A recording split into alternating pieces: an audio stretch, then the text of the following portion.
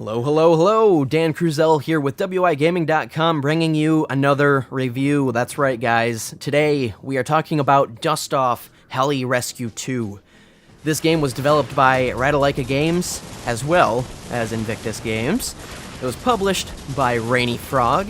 You can find Dustoff Heli Rescue 2 on the Nintendo Switch, on your PS4, and has a future release set for you Xbox One owners out there. Woo!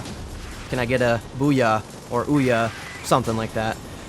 Dustoff Heli Rescue 2 costs $14.99, and that is digital only. Sorry, you retail lovers out there, but yep, you're gonna have to go digital on this one. Get to the chopper! Take flight in this single-player action arcade where you man a helicopter, or rather 12 of them, and claim victory for Blue 4. Take a wild guess at what your enemies are called. Yeah, that's right. Red for, blue and red and this and that. First glance at the game immediately puts me in the position of thinking, did Mojang make this? With a striking resemblance to Minecraft, Dustoff Heli Rescue 2 felt ultimately familiar in a lot of ways. If you pay close attention to the detail put into the troops, you may grasp a chuckle or two, as I did.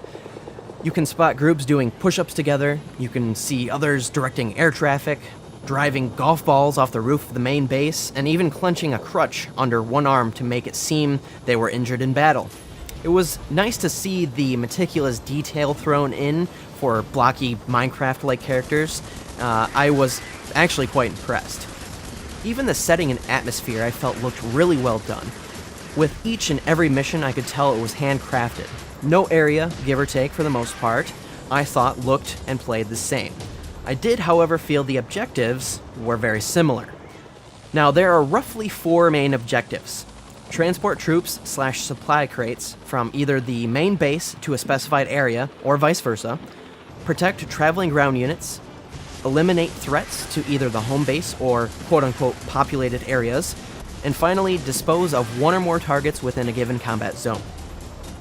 One thing I would like to mention before I forget, and this goes along with the setting and atmosphere, of course, is the weather elements. And I thought they did a very good job with these weather elements. Now, there is snow falling, rain, dust storms, and they all took place and would affect the flight of your helicopter ever so slightly.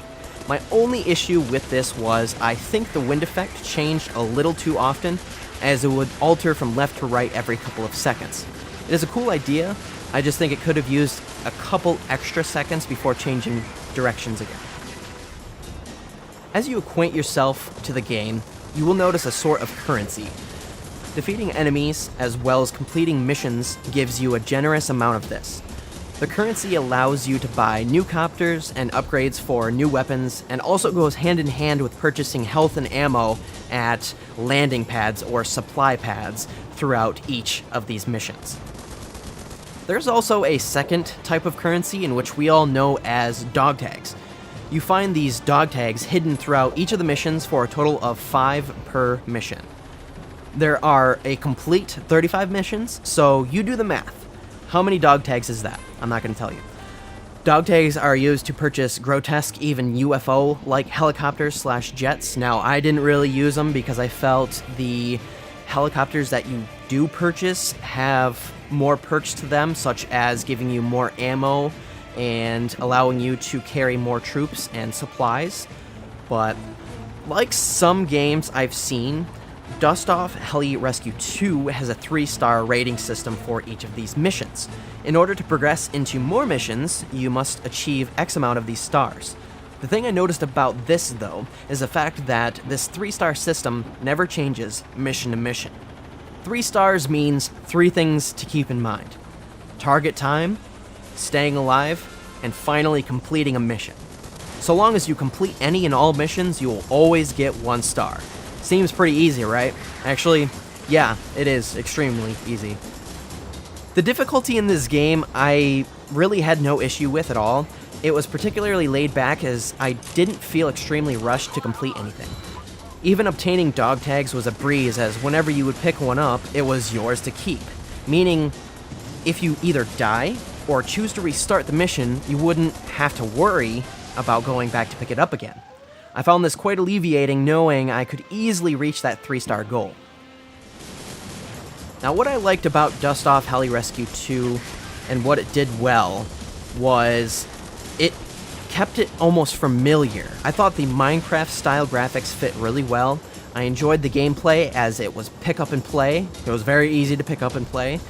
It was literally just tapping the left and right shoulder buttons to move the copter from left to right and then using the directional pad to rotate to aim your copter. Though there was no real aiming involved, it was all auto-targeting. I wouldn't consider this a problem, as it probably would have been a bit much to keep your helicopter in the air on top of aiming at all the individual enemies. Now, of course, like any game with explosions, this game had a lot of them, and I really enjoyed blowing enemies into smithereens. Finally, I thought Dustoff Heli Rescue 2 had some decent exploration elements to it as well. Now, what I thought the game didn't do so well was, there were multiple times I noticed a huge frame rate dip, mostly around areas where an array of enemies and enemy fire was going on, and even in underground areas for some odd reason. Don't get me wrong, I know a lot of games have some sort of frame rate fluctuation, but this was fairly noticeable. Another thing I want to mention is I think there could have been additional objectives and or a slight story element to pique my interest. I loved the game and I thought it was good in a lot of different ways. I was kind of hoping for a climax and content, however. The 3-star system was good, but could have used a variety of side objectives. I almost wish the game was a little more challenging. It's nice to be able to sit back and enjoy a game like this, but at the same time, I would have liked to spend more time playing the game instead of just flying through it, no pun intended. And to top it off, I did feel the sound design was a little barren. All I ever got was, "Thank you, pilot," for some of the troops, and was kind of hoping for, Get to the chopper. Go, go, go. Drop down, give me 20. you know, something like that, just to make it feel more pressured, as if you were actually in a war zone. Needless to say, Dustoff Heli Rescue 2, priced at $14.99 for the Nintendo Switch, is worth it. Sure, I may have been a little critical on the cons of the game, but overall, I had a blast playing this game. Whether in the combat zone, aka handheld mode, or at home, I feel this game was an honorable addition to the Switch. I had a great time reviewing it and hope this helps any of you wondering, is it worth it? I hope you found this review for Dustoff Heli Rescue 2 helpful in your decision to purchase or not. If you are at all interested in the game, I have included a couple links down below to where you can buy it.